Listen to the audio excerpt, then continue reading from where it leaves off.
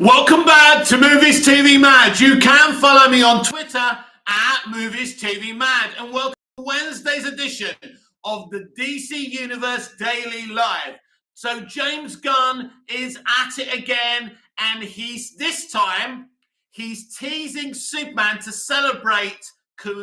commemorate his first day in charge as co-chair of DC Studios. So what did he do? Well, on Halloween, to wish us a happy Halloween, he posted a picture of a panel from the Dead Man comic.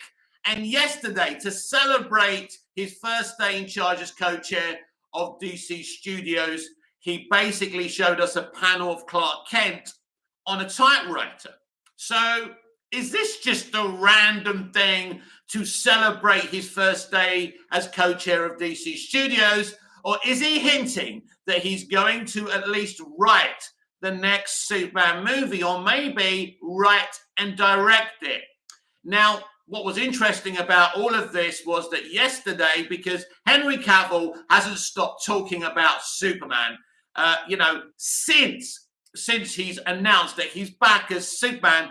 And in part of his interview to promote Enola Holmes, I mean, I don't remember him actually talking about Enola Holmes in these interviews, but I'm sure he has. He said he hasn't spoken to James Gunn yet, that he thinks he's a very talented man, and he hopes to start working with him. So very, very interesting situations. Scott Edwards, what's up? Good morning, Scott Edwards. And so that's a very interesting thing that Henry hasn't met with him yet, but he wouldn't do, because basically James has only just taken this job up. James is extremely busy with post-production, finishing up Guardians of the Galaxy Volume 3 as well. So, look, it's interesting because Fake says, I can't see how James can do anything for DC until May. But you got James Gunn, on Twitter, teasing the future of the DC universe with pictures of squirrels, Deadman, and now Clark Kent. So, look, this is what Gunn does. He's very good at ingratiating himself to the audience. He likes to interact with fans as well and answer questions. So he's a very interesting guy. I would absolutely love to interview James Gunn, but it's never going to happen. I'd love to interview him for this channel. So is there a possibility that James Gunn writes and directs the next Superman movie? Well, one of my subscribers here, John, if I remember rightly, asked me, do I think that James Gunn could write and direct the next Superman movie? And I kind of dismissed that and said, well, it's out of his comfort zone. This doesn't mean I'm against James being involved. Now, it's pretty clear going forward with the new DC content, I assume that James will probably have a hand in every story that's done for each DC live action like streaming show or movie. He will probably be the co-writer of the story. So I would imagine he will co-pen the story of this Superman movie, because at the end of the day, when your name's on the dot, and however these things pan out, you get the credit if people like what you do, but you also get blamed if things don't work out. So it's his reputation, it's Peter Safran's reputation on the line. So you would expect he wants to guide these things. But also, James Gunn and Peter Safran are also inheriting a lot of uncomfortable situations. The Snyderverse situation, these Hamad movies as well. What happens to the Hamadiverse? What happens to the DCEU? They have gone from DCEU to DCU, DC Universe, for a reason. And if the DCEU was a brand that was selling well, they wouldn't be moving away from it, but they are. Scott Edwards, we still have 4 DC movies to get through. Scott Edwards, Superman and Lois will probably end with season 3 like Stargirl. I do expect that to be the case, Scott. I don't shed any tears for that. The days of the CW Arrowverse are over. It's had over 10 years. How many franchises have over 10 years? You had 8 years of Arrow, 9 years of The Flash, 4 years of Supergirl, 3 or 4 seasons of Black Lightning, and so on and so forth. So you've had longevity. So, there shouldn't be any sadness about that. We're moving to a universe where the TV, the animation, and the films are going to be connected. And really, if you're a DC fan, you should be excited about that. Celebrate, if you like, our Arrowverse. Rewatch it on streaming or Blu-ray or 4K or DVD or whatever your chosen platform is.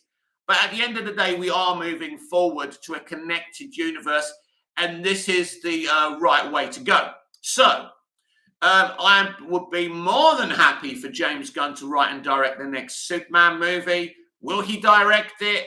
I don't know. But certainly, I do believe he will co-write the story of every DC Universe film going forward. He's going to be a very, very busy man. These things cannot happen until May and beyond. But luckily for them, they've got 4 DC movies to go. But I want to make an interesting point later on in this live chat about that situation, because I think the dates are going to change. Scott Edwards, so will James and Peter continue with the same actors but just do their own storyline? I have no idea. You know, that you could just take a guess there, Scott. Scott Edwards, and Matt Reeves is still going to do his own thing, right? Listen, as far as we know, the Batman sequel, the Penguin HBO Max show, the Arkham HBO Max show are still a thing because they're casting. So it's going forward. It's happening. So, yeah, you know, Todd Phillips and Matt Reeves will do their own things, and hopefully it's great, and hopefully that can continue, because we want a connected universe and we want a place where people can make their own things as well. So that's a very exciting reality and situation. And so, yeah, I'm very comfortable if it ends up that James Gunn actually writes and directs the next Superman movie. But as I say, I do expect him to co-pen most of the stories going forward of the DC Universe movies, and maybe even, you know, direct some of them as well. But not everything. Obviously, he's only one man. There's only a certain amount of things, you know, he wants to do and he's going to do. He's going to be very busy with Peacemaker 2 as well, and whatever else he's going to do in the Suicide Squad kind of element of DC Universe. So that excites me. Scott Edwards, what all do you think the Flash reshoots have changed? I think that, well, if I was guessing, and I still don't know the fate of that movie because I think anything can happen at this stage, and I would guess that things that they didn't like about that movie after Hamada left, or when they realized Hamada was leaving, was to change those things up. So they're better. You know, the inclusion of Superman is a very important thing because Hamada wanted to replace, you know, Superman with Supergirl. So these are things that can't be a thing. Supergirl and Superman are a family. They should be together. And you shouldn't have one rather than the other. And he was going in a very, I suppose, social justice way. And that was his decisions. But he's not DC Films president anymore, which means anything he did could be changed at any time. And quite right, too. So there will be changes. But let's see what's done. Because, look, in my opinion, these Hamada movies just don't matter to me. They just don't.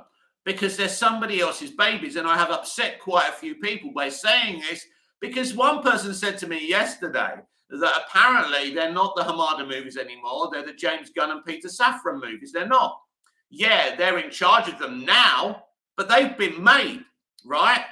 That ship has sailed. And we saw with Black Adam, you can change a film as much as you want. But ultimately, the audience are not stupid. And they know that that film was once one thing and you were trying to change another. And I also want to talk about the situation where there should never have been a Black Adam movie. And Black Adam should have been the villain in Shazam. And so, you know what? There was another thing I said I wanted to talk about, and I've forgotten about that already. Not to worry, not to worry. Never mind, it will come to me. Can Scott, do you remember what I was going to talk about later? Because I've already forgotten about it. Scott Edwards, at least that's one thing that Arrowverse got right, is having Superman and Supergirl both on the JL. Yeah, we didn't really see much of it, though. And we did have that episode when Cisco was going, Kara, my favorite Kryptonian, hint, hint. So Superman really wasn't represented that well in the central universe of Arrowverse, if I'm being honest. They had him in that goddamn awful black costume. And that's why they changed him for Superman and Lois. And that's why the guy on Superman and Lois isn't the same guy as, you know, from the Arrowverse. So clearly the showrunner knows what he's talking, and Todd does know what he's doing because he was the one in charge of the best era of The Flash. Let's not forget about that. So at the moment, it's very secretive what they're doing with Superman, but it's very encouraging on his first day that James Gunn posted a comic book panel of Clark Kent on a typewriter. That means, James Gunn is very rarely talking about Superman. I don't think he's a big Superman guy. But one thing about James Gunn, he definitely has knowledge about comic books, Marvel Comics, DC Comics. So it's good to have someone involved running the game that understands these universes and characters. And, it's very different for James Gunn now because he's not just a writer-director. He's a co-chair of a studio, DC Studios. And the responsibility of that is so important because there is, as I say, when your name's on the door and you're responsible for something, it's very, very different. I am literally running my own theatre company out here in Cyprus. It was empty. I took it on. And the responsibility is that if I don't make good stuff, then it falls on me. And it's like James Gunn and Peter Safran. If DC doesn't work out well under them, it will, they will be blamed. But you can't blame them for these Hamada movies. It's not their fault. But of course, some people, if these Hamada movies fail or underachieve, will blame Peter and James. And that will be another conversation when you get propaganda merchants from the Snyderverse fandom saying, you see, Shazam! Fury of the Gods failed. You see, James Gunn ain't all that. Bring back Zack Snyder. And no, I will be putting those people straight. It's not Peter and James's fault that the franchise has been a clusterfuck since 2013. Scott Edwards, will Shazam 2 and Aquaman 2 be mostly self-contained or connect majorly to the DCEU? I think Shazam, we've already discussed this, that Shazam Fury of the Gods has a huge non-spoiler alert, but it's true, and everyone knows this. I'm not even spoiling it. Wonder Woman is in it, so it's connected. And then Aquaman and the Lost Kingdom, there's potentially 2 Batmen in that movie. So it's self-explanatory that those films would be more connected. But they have to release these movies, whether James and Peter are going to continue in the old DCEU is another point that can certainly be discussed, but not necessarily, we don't know what they're thinking. And as I keep on saying, we're not Nostradamus and we don't know what they're going to do. Now, some people, some YouTubers, some fans want to be very deliberate about what they think is going to happen, and that's okay. Now, I can be very honest and say, I don't have a clue what's going to happen. My sources don't have a clue what they're planning. It's very, very secretive. We know there's a Superman movie. We know Superman's back. And that's an interesting conversation to be had as well, by the way. Now, James Gunn and Peter Safran are in charge, but they've had Henry Cavill's Superman foisted on them. Now, normally when you start a brand new universe, you get to cast your own characters. But there could be a situation where they're stuck with Levi as Shazam. They're stuck with Affleck as Batman. They're stuck with Keaton as Batman, Momoa as Aquaman. These are not great problems to have. I understand they're really great people that Zach cast and David F. Sandberg cast as Shazam. But at the end of the day, normally as co-chairs, you make all your decisions. And, this could be very problematic going forward. So it seems to me that James Gunn and Peter Safran have to use Henry Cavill as Superman, whether they like it or not. That's a very, very interesting conversation. There are rumors somewhere that James Gunn doesn't actually want Henry Cavill as Superman. I don't know if that's true. But you do have a situation where Henry Cavill's going around saying, look, this is what I want from Superman. But is what Henry Cavill wants from Superman what James Gunn and Peter Safran want from Superman? These could be issues going down the road, and I certainly hope that they're not. Villager, hi Mick. Good morning to you, Villager. Great for you to be on the DC Universe Daily Live, and welcome. Scott Edwards, does Shazam 2 have great action sequences? Well, I don't think the action sequences in the first film were the greatest ever. I think the greatest action sequences we ever got were in Man of Steel and BVS, because Snyder knows how to do visuals and no one can say any different. Whether you like the narrative in his films, the darkness, the real world, gritty qualities, the guy knows how to put art, knows how to photograph Superman and Batman. So no one's got better than that in any comic book movie of the modern era. Shazam! Fury of the Gods. Look, that's one I haven't seen a test screening for, Scott. I will be very, very kind of open with you about that. I've heard a lot about it, so I don't really know about the action sequences. You're just going to have to wait till March unless they move that. Now, there's another point I want to talk about. We'll get back to James Gunn and Superman slightly later on because there's something I actually want to talk about. So the Flash. So you've got Shazam! Fury of the Gods releasing in March. Then in June, you got the Flash movie. 2 months afterwards, according to Warner Brothers Discovery, in August, you're releasing Blue Beetle.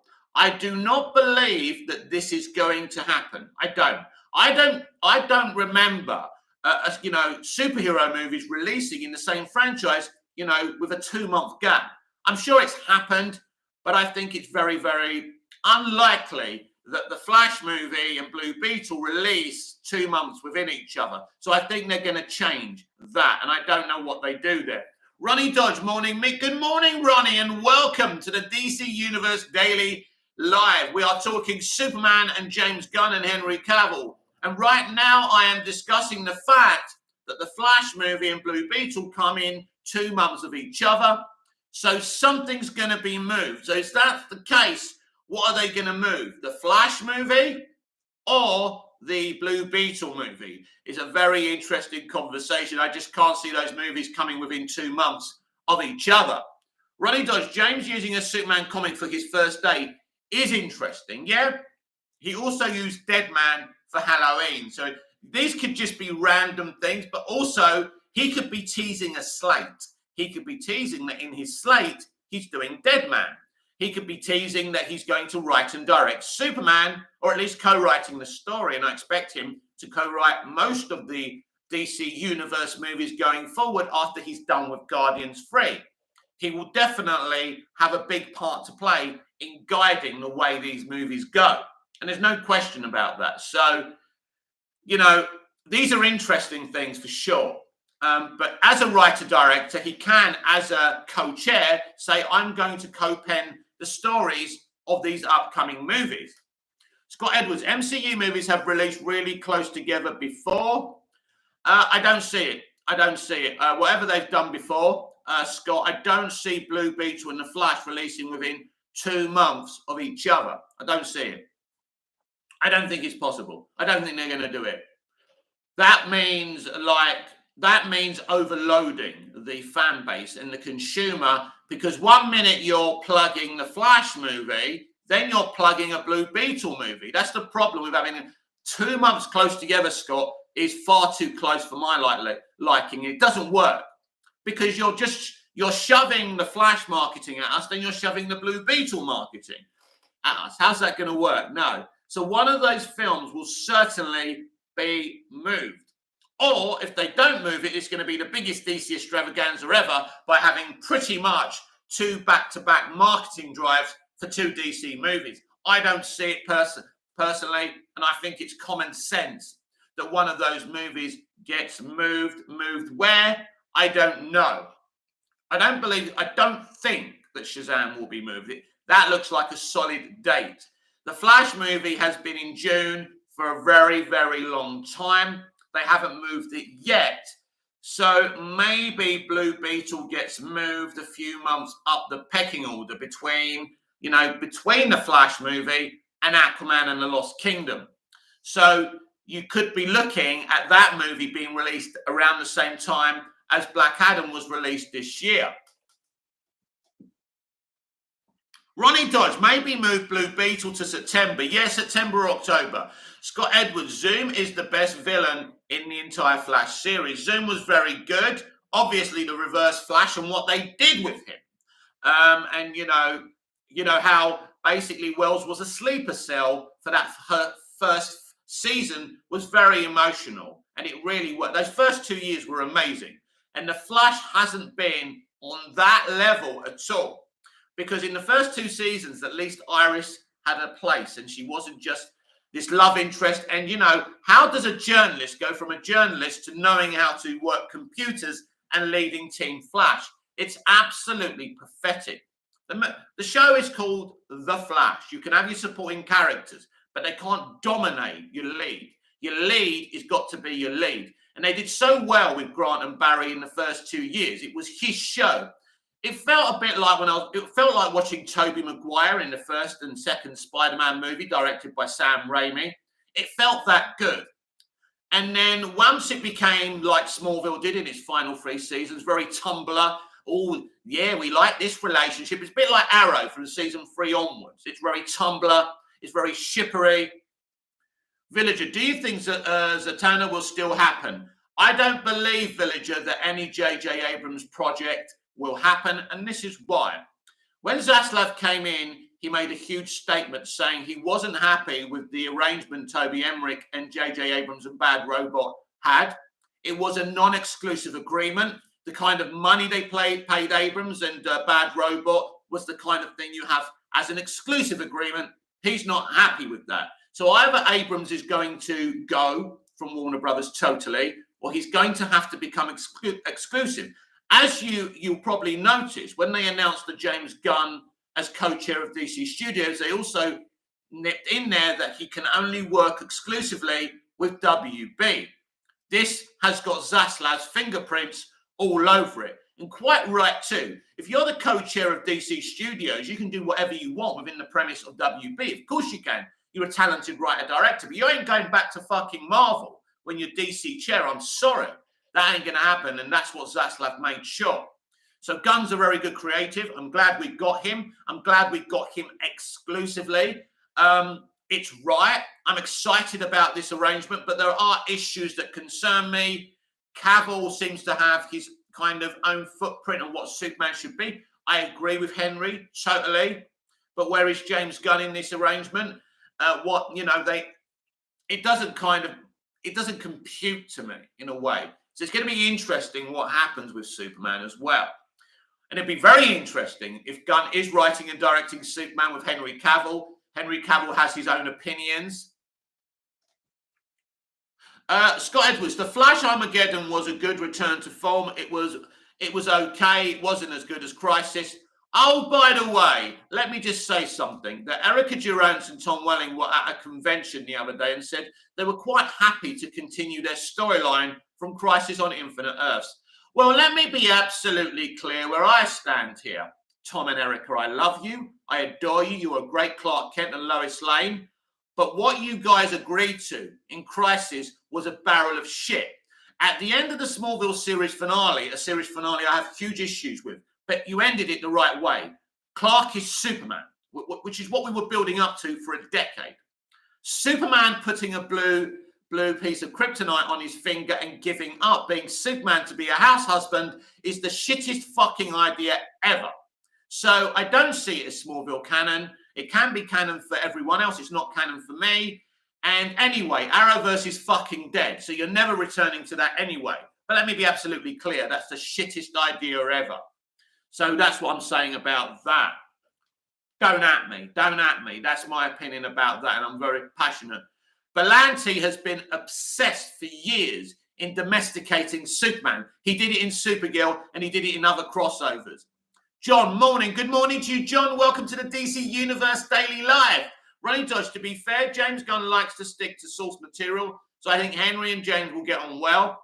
Well, I think, listen, it's like what we talked about, the Mission Impossible guy. They found a quote of him saying he doesn't like the fact that you have to stick to source material with superheroes. But the thing is, you don't actually have to be stringent on the source material. Superman has to be from Krypton, and he has to have superpowers, and he needs to be this pure hero who grew up in Kansas. Apart from that, and you need Lois Lane, and you need Jimmy Olsen, and you need the Daily Planet. But apart from that, you don't have to be strict on what you do. There is some kind of creative license. But you can't make Superman into the devil when heat vision's coming out of his eyes, right? You can't have Superman breaking people's necks, right? And you can't have Superman growling like the Hulk, you know, when he's grabbing hold of Zod. That simply isn't Superman. Villager, do you think Shazam and Peacemaker will ever interact? They sound like a fun time if they team up. Well, I think, look, that's what I want to talk about actually later on, shortly. Black Adam and Shazam. But yeah, you reminded me actually. So yeah, I think that would be a fun team up, and it all depends what's going to happen going forward. And I think, unlike The Rock, I think this is what James Gunn's here to do. This is why it's the DC universe now, Villager, and not the DC extended universe, because we're creating a universe. And I'll repeat myself, and I'm going to do this because I like to hammer certain things home. The DC universe, because animation, TV, and the movies are all going to be connected. So if Levi remains as Shazam, and anything can change in this universe, I would love that crossover too. And Peacemaker is my favorite DC project of this year. Shits over the Batman, shits over Black Adam. Just my opinion, by the way. Peacemaker, for me, is James Gunn's best work. Scott Edwards, what do you think people's biggest problems with The Last Jedi are? The way Luke Skywalker was represented as a bitter and twisted old man and didn't feel like Luke. From a certain point of view, when people get older, they do get bitter and twisted. There's a reality there, but it's not a reality that anybody wanted to see. We wanted to see Luke, running the Jedi Temple, being this great hero of the Jedi Order, right, of the Republic. What we didn't want to see was this guy saying that, burn up the past and shit like that. That's what people's problem is. John, with James Gunn teasing Superman, do you think he could be the one to direct the next movie? I actually mentioned you before you came on, John, because I dismissed this when you asked me this yesterday. Yes, I think it's a possibility that he could write and direct it. I don't have any problem with it. I'll still say what I said to you last night, that it's not in his comfort zone, but he's very talented and he can adapt himself to that thinking. And he will definitely co-write that film and co-write most DC Universe films going forward. That's the whole point of having him, so he can kind of harness the franchise and lead it to the way he wants it to go. So he will have some involvement in that film one way or another. Villager, enough time has passed, I think. It's time to admit that the Batman was not that good. Do you know what I think, Villager? That it's a very good take. I liked the movie, but for me, it has no rewatchability, and it's not one of my favorites. So I wouldn't go as far as to say it's not that good. You're entitled to that opinion, by the way. We're here on a chat. This is what I want from my community. I don't want my community to be kissing my ass and agreeing with me. If you don't agree with me, be constructive. You don't have to be a hater. You're doing it great there, Villager, by the way. And I love you coming in. But I don't think it's a bad movie personally. I just don't think it's the movie some people think it is. But I still think it's a good movie. I don't like the fact that he's representing the Riddler as the fandom menace and representing his followers as geeks and gamers and nerdrotics followers. I think that's pathetic. But ultimately, I like the message the film is putting out, that they do represent a good Batman, but there's definitely, let's say, some progressive situations in that film that does concern me about Matt Reeves, but I do respect Matt as a creative, and I did wholeheartedly like the movie. Scott Edwards, the Batman was an amazing film, better than The Dark Knight Rises. I like The Dark Knight Rises. I don't know which film is better, to be honest with you, but I do like The Dark Knight Rises. I won't go that far.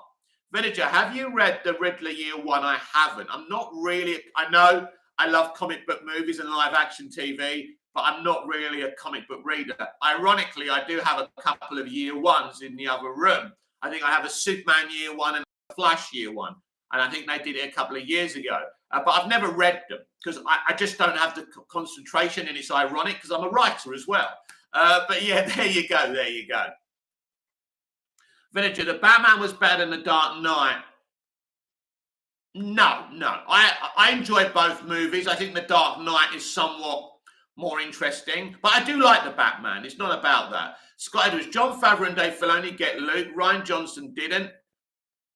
It's a difficult situation. Ryan was trying to be like, look, we all get old. We all get a bit bitter and twisted. I understand what Ryan was attempting to do, but unfortunately, it was divisive because that's not how, we've been waiting for Luke to come back for years and to be this, great older hero, older statesman. And look, it's just, you can think about doing that, but ultimately, look, Mark Hamill told them, don't do this. What you're doing is not Luke Skywalker. And they didn't listen to Mark, and it all went to shit. basically, it's a bit like Batman versus Superman. It's a really good film, but you're representing Superman as this really like manic depressive dude, and that ain't Superman. And Superman doesn't say nobody in this world stays good or whatever he says. No one stays good in this world. These are things that Superman should never utter. So I like BVS. I like BVS a lot more than I like The Last Jedi. But at the end of the day, it's about, when you think about doing something, you have to use your logic and say, do you know what? This ain't like fan fiction. I'm doing this for the audience, for the consumer. It's my job. I'm delivering a service. So I can't just do whatever I want. And people like Johnson and Snyder don't really get that. You are working in a consumer business at the end of the day. You've got to understand that. And if you don't understand that, you shouldn't be in this industry. You should just be writing like I do, like writing and starring in plays for a theatrical company, And you've got a smaller audience and, it's a different situation. But this is Hollywood. This is a consumer base. It's like Coca-Cola and Pepsi. They're a brand.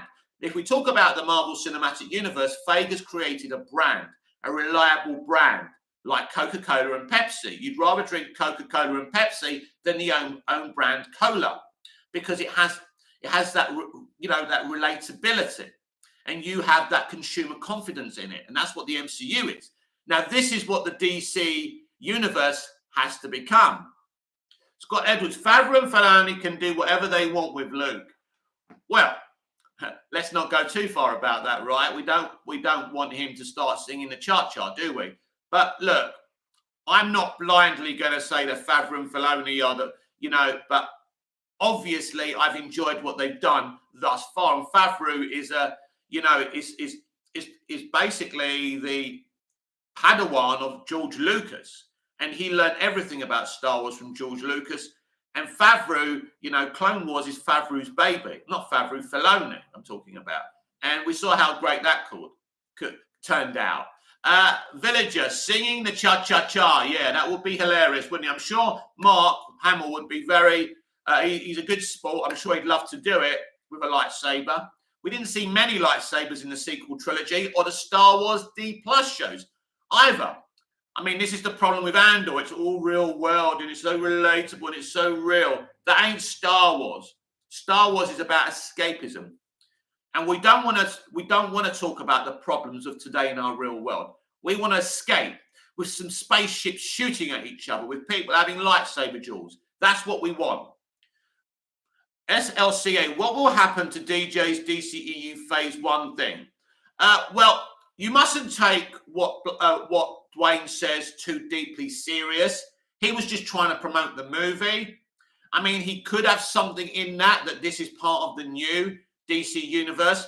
I think James Gunn, for example, those kind of compartments that we saw in the water where Waller is housing prisoners, I think that was James Gunn's idea for sure. So there's a lot of stuff in this film, I think, that's going to be used in the future. And I think maybe they were setting some Easter eggs up for the future. And I think James Gunn was involved, or his good wife playing Amelia Harkle wouldn't have been in this film. Villager, The Rock was trying to promote the movie. He failed. I love him, but he looks pathetic. All right. Calm down, Villager. Calm down, mate. He was just trying to promote his movie. But I do think there's some good Easter eggs that James Gunn implanted in these films, and that might be what The Rock meant. I won't go as far to say The Rock is pathetic, though. He hasn't done anything to hurt us, has he? Scott Edwards, do you think we'll see Luke again in the Mandoverse shows? I would imagine going forward we will see after Return of the Jedi, younger Luke, who was training Gizmo. What's his name? Not Gizmo. The baby Yoda, yeah, Grogu. Basically, we do all understand that Grogu, right, Baby Yoda is a rip-off of Gizmo from the Gremlins. These people have no originality whatsoever. Ronnie Judge, out of Black Adam, I hope we see more JSA. Well, I don't know if you were present, Ronnie, when I spoke about disagreeing with the way they represented the JSA in this film. I think the thing is, the guy's fucking 5,000 years old. You know how I would have done it? Stay with me, Ronnie, because I want to talk about this. Villager, I just don't like that he got in his high horse and thinks he's above fighting Shazam. His movie isn't even that good, lol. I agree with the Shazam thing. Remind me, Villager, stay here. I want to talk about that. Where are we? Yeah. This is what I would have done, Ronnie. You know, I would have had Black Adam in his long life come across the JSA in their peak, and then I would have had him put to sleep, wake up in the present day, and be reunited with Hawkman. And they have a grudge against each other because they've met before. They've fought before, right? Sounds good, right? Makes sense. Rather than this just, oh, we're the JSA. We've got a couple of new recruits. It just didn't feel connected to what the JSA are supposed to be in a lot of ways. And I still feel Jeff Johns on Smallville's Absolute Justice did a better job with that. But Black Adam is a compressed movie that's clearly been altered because it wasn't very good to start with. And these are the same old problems with the DCEU. BVS had half an hour cut from it. The Suicide Squad was tampered with, the first one. Wonder Woman was tampered with. There were so many different things Snyder wanted to do with that movie. You know, Justice League was tampered with. And we've had this problem all along. This is why I'm glad we got two competent people in charge and we can move forward as well, moving away from auteurs doing things. Right? We want a franchise. The auteurs can do individual DC movies. Like, you got the Batman, you got the Joker movies, you can do that. And that's what I would have done with that, Ronnie. Now, I want to take up Villager's point. The fact now, what's happened is shit-stirring Humberto Gonzalez has come up with the news, if it's true, that apparently The Rock made them delete a scene that mentions Black Adam in the first Shazam. Ronnie Dodge, Wonder Woman may be tampered with, but it's still one of the best DC movies. I agree. But they tampered with the connectivity, which was wrong. And this is what we've had from the very beginning, Ronnie. That's why this franchise doesn't work. So, yeah. So The Rock didn't want any connectivity in the Shazam movie to his character. Now, I agree with Villager. He was wrong. But we should have never had a Black Adam film. Black Adam should have been a villain in, I've said this already, should have been a villain in a Shazam trilogy where they have an awesome fight. But The Rock decided that they needed to build up Shazam and build up Black Adam. Look, there's not much to Black Adam to build out. As you saw in his film, there really isn't much. There's as much to him as there is to the Incredible Hulk. You know, basically, you know, he's a beast, basically. I know he's not really a beast, but he's a beast. And the whole point of that character is that he can kick the living shit out of people. You know, there's not much you can do with that. And, you know, so this is why when critics saw the film, they said, well, hang on a minute, there's just not much to this movie. Because what else can you do with that movie? So this is part of The Rock's ego, and it's a shame. But he won't be able to sing his own tune now. We have a leadership at DC Studios, and they're simply not going to get away. He's not going to get away with doing whatever he wants. And Henry Cavill won't be allowed to do whatever he wants either.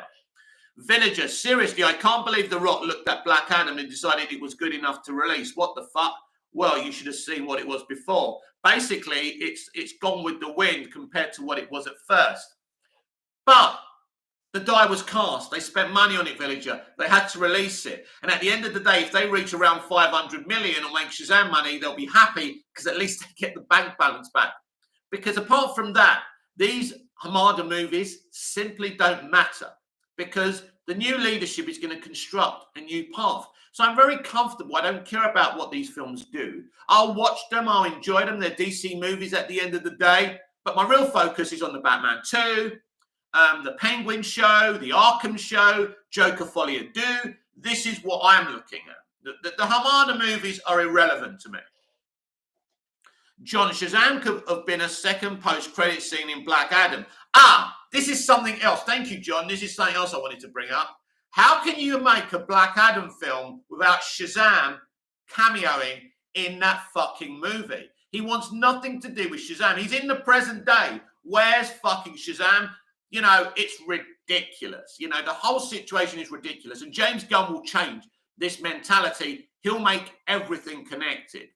Villager, do you think Zaslav will make the Batman the main franchise from now on? Or will he add him into the DC? Well, listen, you've got a really good young Batman, right? And in the DCEU right now, you've got you've got nearly you've got a mid-70s Batman, Bruce Wayne. Not going to work in the long term. And then you've got Ben Affleck that you can use for now. I mean, I think he's in his 50s. He's fine. But you could actually bring Robert Pattinson's Batman into the central universe. I suspect this is what they're going to do. Scott Edwards, so in Ashoka, we're also getting Sabine Wren, Ezra Bridger, Hera Syndulla, Chopper, and Thrawn, all in live action. Who are you most excited to see? Scott, I'm very happy to talk about Star Wars, but this is the DC Universe Daily. But yeah, I'm looking forward to seeing Ezra and Thrawn, who I really loved in the animation. SLCA, but I love the music of Black. Yeah, listen, that is the best thing about the movie. It's a bit like Superman Returns. Probably the music's better than the film. And I think the music in Black Adam, SLCA, is definitely the highlight of the movie. I still bang it out on my soundbar. So yeah, the music's great. Look, for me, Black Adam was solid and entertaining. It was what I imagined it to be. I didn't imagine War and Peace or Titanic or Braveheart. It is what it is. It's a film starring The Rock. What did people actually expect? So I'm fine with it. Fine with the box office. I enjoyed it. We move on. There's some Easter eggs for the future there. We've got a great Superman post-credit scene. For me, it's a solid affair and it works out. But ultimately, we didn't need a Black Adam movie. That's what I'm saying. Scott Edwards, did you see Sabak was a good villain? Oh, sorry, Scott Edwards, do you think Sabak was a good villain? I thought he was a solid villain, yes. He's no General Zod. He's no Heath Ledger's Joker, is he? But you were never going to have something like that in this film anyway. So, yeah, he looked great. He acted great, in terms of what he was doing in the film. So I liked it. Yeah, I liked it. It's great to see these characters from the DC universe, isn't it? And hopefully we see him again. So listen, I liked Black Adam. I don't hate Black Adam. I didn't expect Black Adam to be anything more than what it was. I didn't expect the box office to be anything more than what it was. People pretending, oh my God, look at the box office, look at the reviews. You knew what kind of a film this was going to be. Don't pretend, don't over-exaggerate that you thought this was going to be $1 billion movie and be one of the greatest films ever made. It's starring the fucking Rock. What did you think you were going to get? I got everything I wanted. As a DC fan, I'm very pleased with the film. I just don't really get the need for the film. When you got Black Adam as a villain in the comics, put him as a fucking villain, make him a threat. That's what he should have been. And if The Rock didn't want there, get your fucking Doc Martens out and kick him up the arse and get him off the property. That's what I would have done. Personally, because he can't really beat you up in real life if you fire him, because he's not really that hard. It's all just front, it's all part of his persona, isn't it? John, would you like to see Clayface in live action? Wouldn't mind. Villager, he wasn't even a villain in the movie. It's pathetic. Oh, he was supposed to be are you talking about Black Adam? Yeah, he's supposed to be an anti-hero. They changed it. That's the problem with putting him in his own movie. They changed the character. So, yeah, you can like that or not like it. It is the way it is.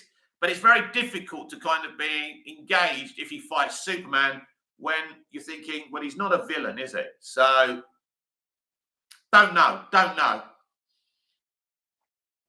I think what he wants and what James Gunn and Peter Safran are going to want are going to be two different things. He's going to have to get in line or get out. Hey, let's see if we even see him again. Box office, makes decisions. I believe, this is one thing I will say. I don't think we'll ever see another Black Adam movie again. That's what I think. I think we'll see him turn up in other movies and other streaming shows. But he will never get his own movie again. I don't believe so. Not with all the marketing they had to pay for. And that guy did a lot of marketing and it all had to be paid for. So I don't expect another Black Adam movie. Villager, they could have made it like the Joker. They still could have made him a villain character. That's what he should be. Look, that's how the character's more effective. I understand your disappointment about that. I'm sure you're not alone. John, there was too much focus on the kid in Black Adam. Yep. But listen, he chose the people to make this film. And this is the problem. This is why Shazam is a better film than Black Adam. David F. Sandberg is a really good director who started off from nothing doing YouTube tutorials about, technology and stuff. about how to make movies and camera work and special effects. That's where he comes from. And we had a good writer for Shazam. It feels like a good, solid family movie. It makes you cry in certain bits, makes you laugh. It's the perfect movie. Add Black Adam to that movie. Fucking perfect. And once The Rock started saying, I don't want none of that, as I say, as a leader of DC, I would have said, sorry, Dwayne, you're out. You're not going to run this show. Buy $7. You're not producing the Shazam movie either. Bye-bye.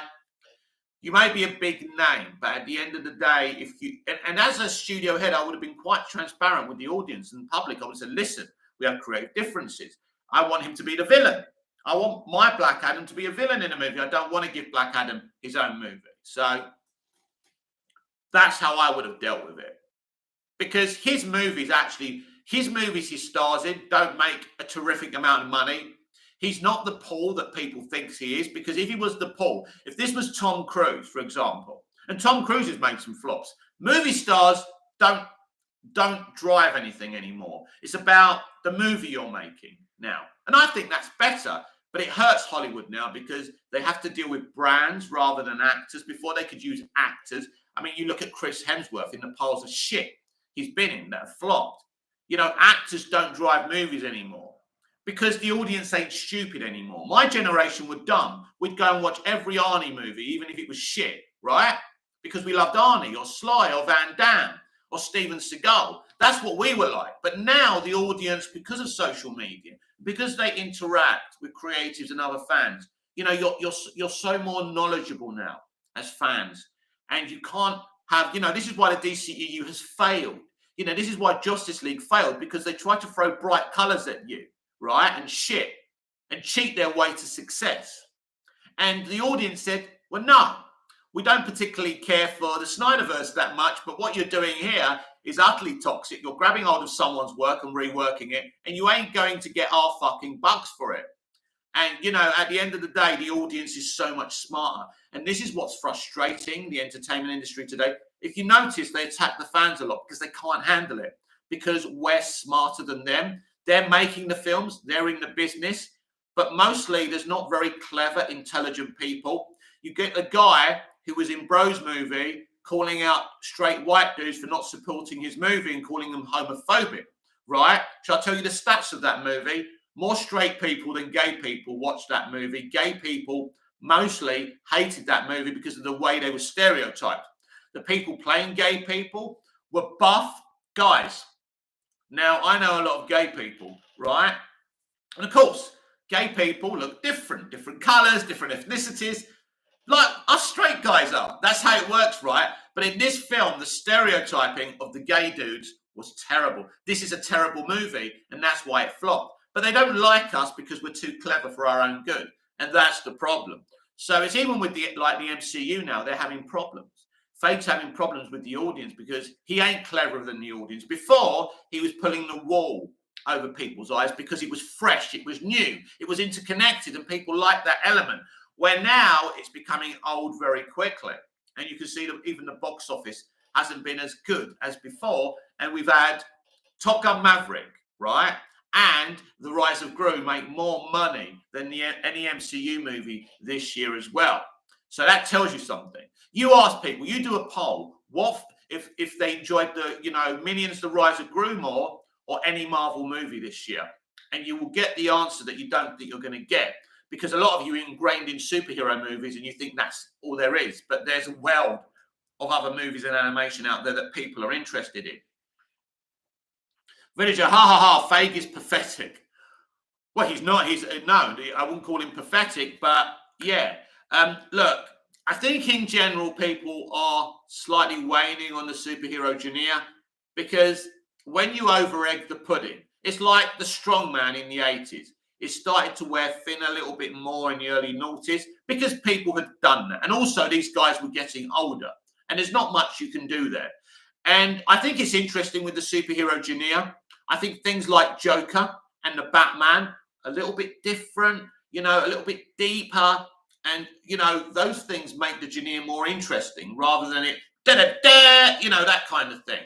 You say people don't, you can't keep on seeing that. So I think Joker and the Batman kind of, I think DC have got more longevity than Marvel, because Marvel have pretty much kind of, they're going to do X-Men, but I don't think, for example, I don't think Feige can do with X-Men what Singer did with his first two movies.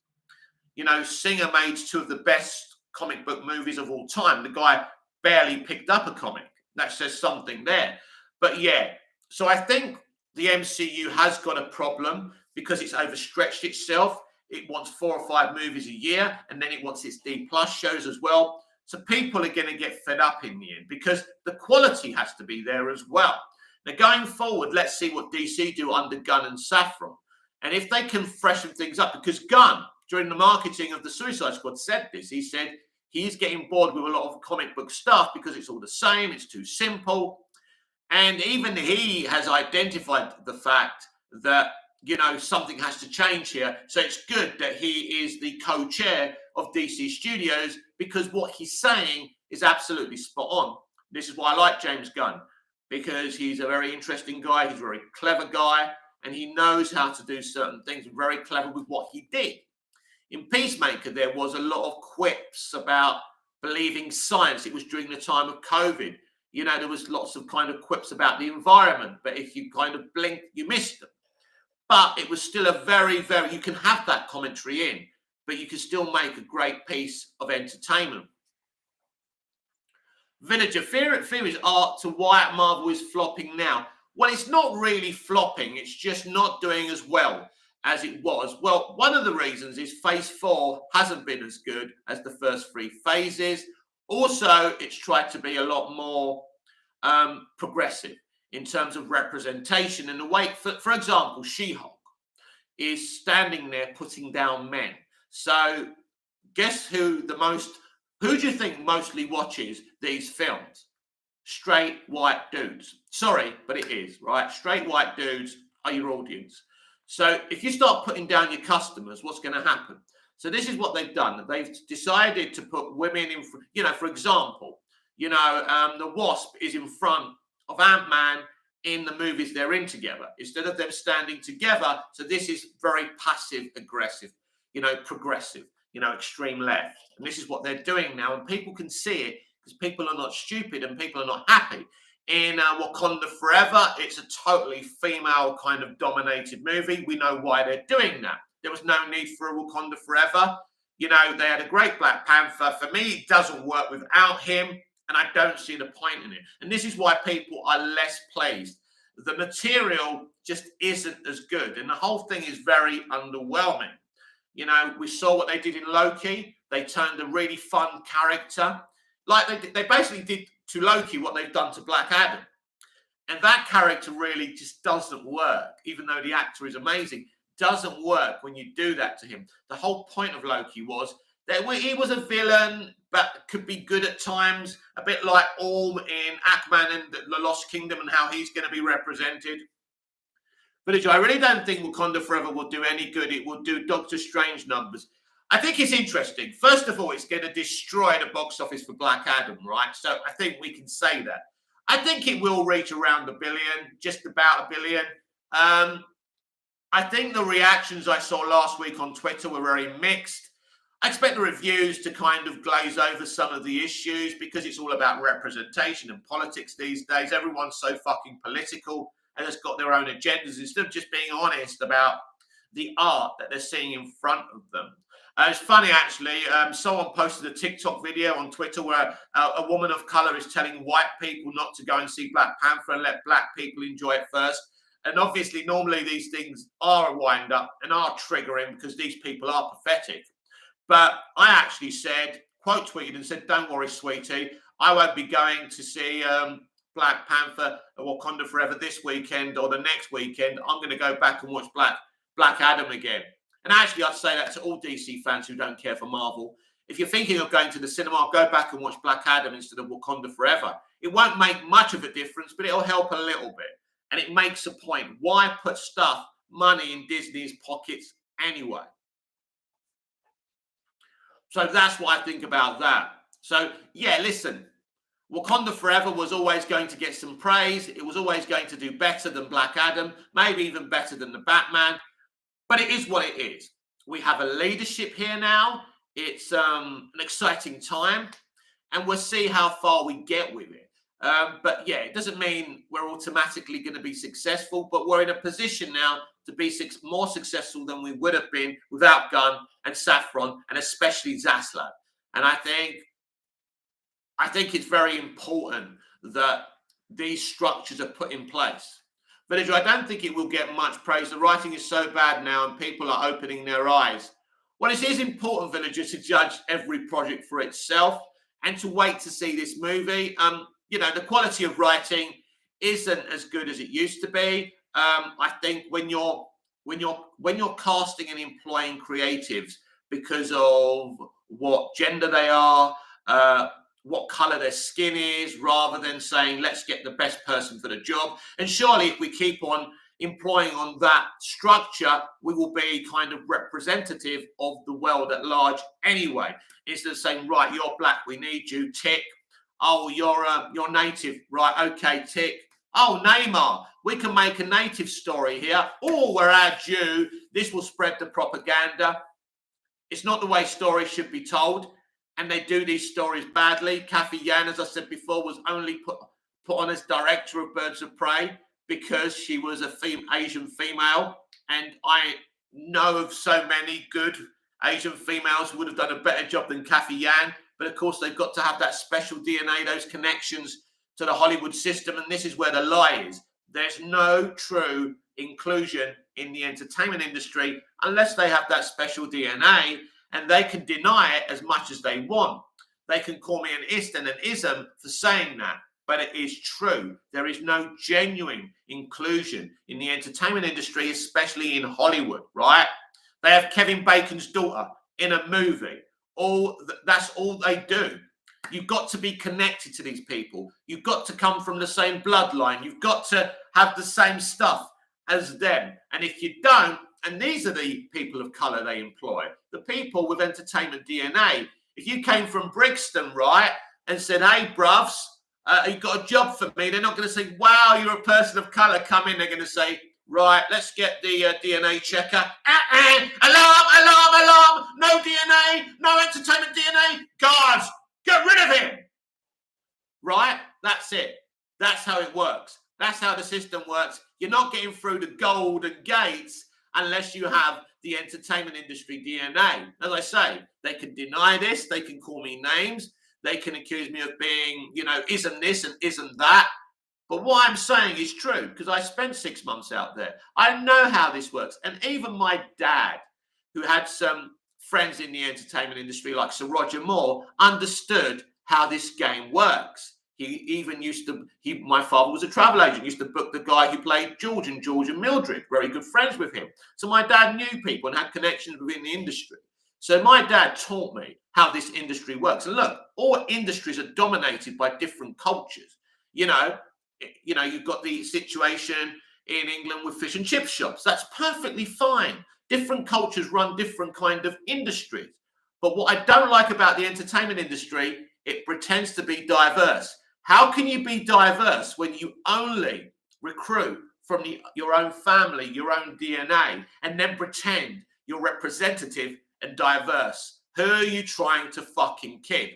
And it's the insult of it. It's the pretense that we've just cast a person of colour. Then you look at the name, the last name of that person of colour, and you realise they have entertainment DNA. And if that person of colour didn't have entertainment DNA, would they be representing them? Would they be including them? Nah. Morgan Freeman has entertainment DNA. He was perfect for them. Now, Morgan, a legend, an icon of the industry, of course, but they will only touch you if you have their DNA. And again, people can make accusations of me saying this, but this is the truth. This is the truth of the matter. This is factual. And this is what this industry is. I don't mind a culture dominating an industry, but at least don't pretend you're inclusive when you're not. But sometimes you even have to sleep with others to get roles and jobs. Very sad. Oh, that's been, we saw the Blonde movie, which I really liked, by the way, and critics said it was crap, so I knew I was going to like it. And you saw what poor Marilyn Monroe had to put up with. It's a horrible listen. I used to enjoy what they produced, mostly. But at least old Hollywood didn't pretend to be not nice, compassionate people who were diverse. At least they were honest. They were dirty fucking bastards, corrupt bastards, horrible people that made great art. Today, they can't make great art. They pretend to be compassionate. They pretend to be diverse. And they're a bunch of hypocrites. That's why I don't like the modern day industry, right? If you want to be inclusive, if you want more women to be on the screen, if you want more black people and minorities to be on the screen and direct and write, that's fine. But you can't just say to straight white males, go away. You can't work in this industry. You've had your time. That's not what we want. We want everyone standing together, uniting. We don't want to divide people. And this is something else they're doing because they're so authoritarian in the industry today. They're trying to make a point. They are causing a political civil war, and there's no need to. And this is my problem. And I've gone into another rant like I did yesterday, going totally away from DC. But these are my opinions. And I've been educated within the industry, and it's the hypocrisy. And I don't like hypocrisy, and I like to tell it as it is. And right here and right now, I'm telling you the way it is. And as I say, if people want to say that's because I have a... And I don't like the left wing or the right wing. I made that clear yesterday. I don't like the current political system. I don't think it works. I think communities should run their own destinies via their own communities, like the jury system, and everyone takes it in turns to run local councils. I think that's how the world should run. And I don't think there's any need for central government. All they do is sit there, getting fat off of our fucking taxes. Vinegar, do you know who NT Lawyer is? Do you know who NT Lawyer is? No, I don't. Never heard of him. But anyway, everyone, yeah, so that's what's happening in the DC universe right now. Sorry for the rant, but yeah, sometimes it gets out and we distract from what we're talking about. But I think it makes me real. You know that I'm not a bullshitter. I'm not here just to sell you the snake oil and lure you into my channel. Otherwise, I would be doing a lot better than I was. I can't be bothered to promote the channel. I put the stuff out, I share it once, and that's it. I'm very lazy. And if it happens for me, it happens for me. So I don't really care.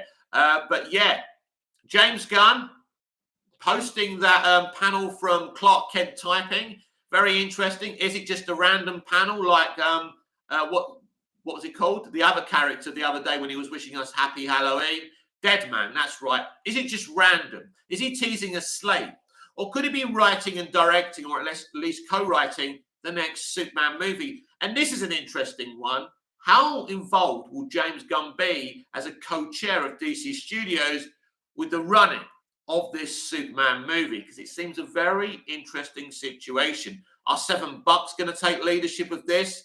Is Saffron Productions going to take leadership of this? What's going on? Is there a cohesive plan here? Because Henry Cavill's kind of confusing me a little bit about this. Because first he said he's back as Superman. Then he said he hasn't spoken to James Gunn yet. It's early days yet, of course. James has only just come in and he's busy. I get that.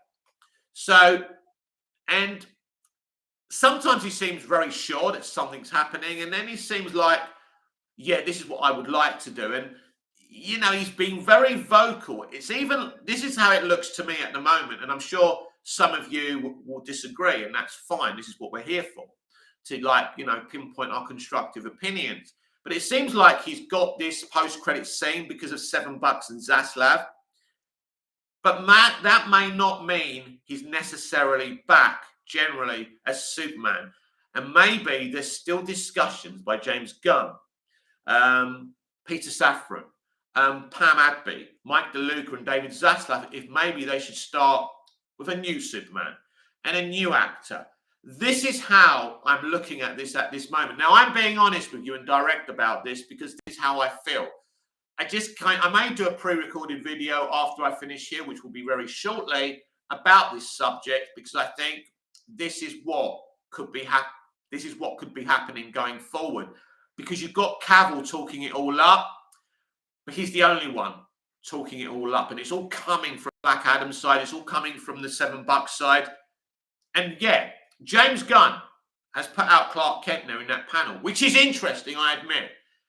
But I want to hear something with cement. I want to hear something with foundations before I get too carried away. Because we've been hurt. We've had our hearts broken with DC and Superman far too many times. So I'm not going to get too carried away until something is happening for sure.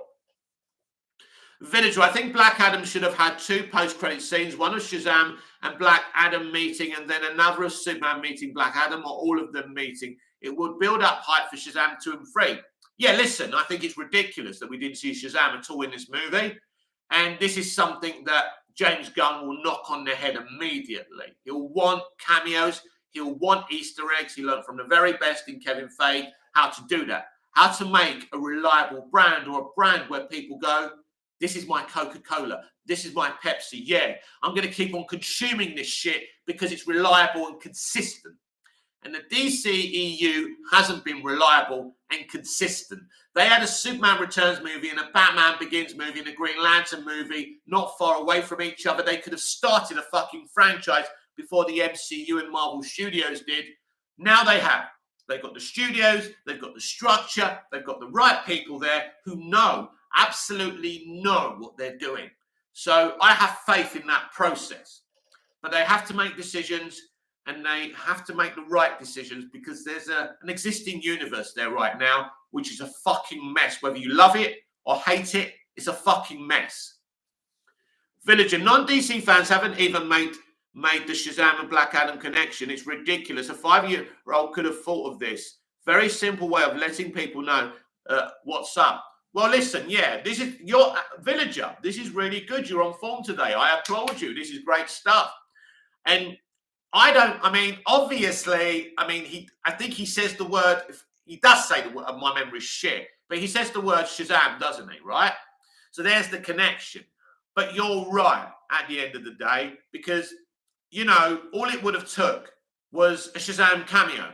Shazam may have made solid to small box office on a smaller budget, but the kids, and I know this because my nieces and nephews adore that film. My nephew keeps on bugging me. When's the next movie? When's the next movie? Why do they keep on moving it? My nieces and nephews love Shazam, love the movie, love the Shazam family. That film was successful for families and children, exactly the audience that Hamada was looking for, and it succeeded there. So instead of connecting that to Black Adam, which is naturally connected, they tried to keep away from it. And this is what happens when you allow a meathead like The Rock to run things. I like The Rock. He comes across great. He's good at what he does. And I think Black Adam is a solid movie. But not to connect things is a sin. I wouldn't call it a crime. It's not a real sin. But in terms of creativity and business, it's a business model that Feige has done. This is why Feige has done so well. And these are the things that Safran and Gunn are going to change. There'll be instant connectivity, because this is why this film could have made so much more money, because even if he's an anti-hero in this film and he actually teams up with Shazam in a Black Adam movie, it would have been fun. But really, we didn't need a freaking Black Adam movie to begin with. Villager, well, I am pissed at The Rock, so I have a lot of fuel. I'll be mad about this forever. He had one job. You're right, but then you don't allow Margot Robbie to be in charge of Birds of Prey. You don't allow Dwayne The Rock Johnson to be in charge of your franchise movie, right? So, and at the end of the day, they were resorted desperately to plugging Superman and going, yeah, the strongest guy in the universe, yeah? Yeah, that was the level of their marketing at the end. At the end of the day, that's all they had, because their movie lacked substance and lacked depth. Now, again, I'll be clear, I enjoyed the film. But we've got to be constructive about this, and we've got to call out certain situations. And what Villager is saying, in my opinion, is right. This is why the DCEU isn't successful, because the movies individually are pretty cool. I like most of them, love most of them. But at the end of the day, they've lacked intelligence. You can't have an auteur saying, I don't care about the mainstream audience and I only care about my audience. Well, there's no fucking money in that at the end of the day. And these studios want to make $1 billion a Superman and a Batman movie. They want to make a $2 billion Justice League movie. That's what they should be making, no matter what people say. They're a business. They've seen the Avengers movie pull that kind of money. They've seen, Civil War pull ridiculous money, well over $1 billion. And DC could do this if they get their heads in fucking gear. Villager lol, they didn't even have confidence in the movie. They had to reveal the Superman cameo early and spoil the surprise. WB's PR tactics are so transparent. Yeah, listen, I can't disagree with that. I would have preferred that to be a fucking surprise, and it was obvious what they were doing. I was able to download it on my phone very, very quickly, and I've been rewatching it ever since because I don't want to keep on paying £6 fucking and a cab fare to go to the cinema. And I mean, it depends on the movie. If this was a Superman movie, I would have gone 20 times by now. Of course I would have done. And I can't wait. I'm excited. But I'm waiting to find out more officially about a potential Superman movie because we've been here before, haven't we? And we've been let down before. So I'm not going to get carried away. I will be positive every time Cavill says something or Gunn does something like he's done with the Halloween thing and the Clark Kent thing. That's exciting. I'm positive about James Gunn and Peter Safran. I have no reason to doubt them. I haven't. I believe that Zaslav, Adby, DeLuca, Gunn and Safran are absolutely great appointments. And Mike DeLuca, the co-chair of Warner Brothers Pictures, was involved in Blade as well. So these are people who absolutely know what they're doing. But you're right about the Black Adam. Listen, with Black Adam, I understand them being transparent. They had a movie which wasn't the best thing ever, right? So they needed to do something. So out of desperation, they leaked the Superman stuff because this is what I'm trying to explain to you all. They're just trying to release the Hamada shit. They're just trying to release this stuff and make as much money as they can, then move on. If they get their money back, which they have on Black Adam, on this movie, they'll be happy because they know the Hamada movies are not the freaking future. And this is the point I'm trying to make. These movies simply don't matter. If you're someone who wants to embrace a franchise, Gunn and Safran are going to give you that. But it's going to take time. And we have to do something that online fans don't do today. Have patience. The direction will be revealed. They've been discussing this since the summer. I'm very sure of this. So there is a plan and there's a way forward. And you may not hear this plan for a very long time because they have got these movies, 6 movies, including the Batman 2 and the Joker Follow You Do, right, upcoming. So they can, those movies can buy some time for them to develop their 10-year plan, as Zaslav's been discussing. And that's a good thing to do. So, yeah, I'm excited. So, yes, I do take Villagers' points, but there's a reason for it. And as far as I'm concerned, I'm not feeling the pressure with these Hamada movies because, as I say, once they're done, we move on to a greater universe, something special, something that feels like a Bruce Timm, visionary animation, the Hall of Justice and all that shit, that good shit injected in my veins, Dead Man, things like that. Give me Dead Man. I know jack shit about Dead Man. He's a DC character I don't know about. Plastic Man. Give me some Plastic Man. Give my nieces and nephews Plastic Man. It ain't all about 50-year-old guys like me. It's about the kids. Comic books are for kids. That's what they were created for. Make these things like good for kids and families as well. And it can't just be a little group of the Snyderverse on Twitter who are bitching every single day with their propaganda and finding old tweets, blah, blah, blah. Doesn't matter. You add your trilogy, take your medicine, and shut the F up at the end of the day. We are moving forward, and I'm excited to move forward. I'm not here for a director. I'm here for DC. SLCA, what will Alan Horn's role be in the new DCU? Alan Horn is an advisor directly to David Zaslav. So all the decisions you're seeing are down to Alan Horn. Alan Horn is an elderly man who is, talking to Zaslav via the internet because he doesn't want to catch COVID, because if you're an old person, you catch COVID, it can be lethal. But he isn't the direct advisor to David Zaslav because David doesn't have the experience in films and television that Alan Horn does. So basically, David knows this and has got the right people in his ears, and that's his role. Villager, I think Shazam and Aquaman have the most potential to become good franchises and trilogies. Well, James Wan apparently had to be persuaded to come back for the second, so I don't know if he'll make a third, But James Wan is a great guy for me, and his Aquaman movie is sensational. And Shazam is definitely, as I say, my nieces and nephews love Shazam. They'll love Shazam Fury of the Gods. But I'm not expecting anything but a solid family entertaining movie, which is very predictable from Fury of the Gods. It's going to be good, solid shit for the kids and the families, and that's it. And that's what I'm expecting from it. And that's okay to get movies like that. As I say, they don't all have to be The Dark Knight or The Joker. But unfortunately, online fans don't really get that. They're always looking for $1 billion. They're always looking for great sensational reviews and headlines. They just can't accept that some films are just solid. Black Adam was a solid movie at the end of the day without being anything too special.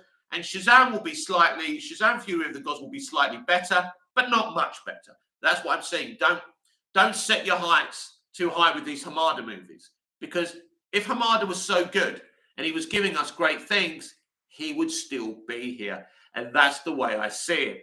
This has been the DC Universe Daily Live here on Movies TV Mad. I'm Mick, your host with the most. Just ask your girlfriends and your wife. Please like, share, comment, subscribe. Hit the notification bell so you never miss this beautiful perfection. And I'll see you again in the next video. Until I see you again, goodbye, au revoir, auf Wiedersehen. Thank you very much, Ronnie Dodge, SLCA Villager, especially for all your comments. They've all been great and very constructive. Thank you very much, everyone. The other guy, oh, I forgot your name. You know, the guy who loves Arrowverse. Thank you for your comments as well. I totally forgot your name, and I do apologize for that. So thank you everyone for taking part. There's not many of us in this community, but I think there's enough people to go forward with a great community, and everyone is welcome to join. So go tell your friends. So until we see each other again, goodbye, au revoir, auf Wiedersehen. See you. Right, there'll be a pre-recorded video later on. I don't know what we're going to be talking about. And there'll be another live show tonight after my dinner. See you there. Or be square. See you later.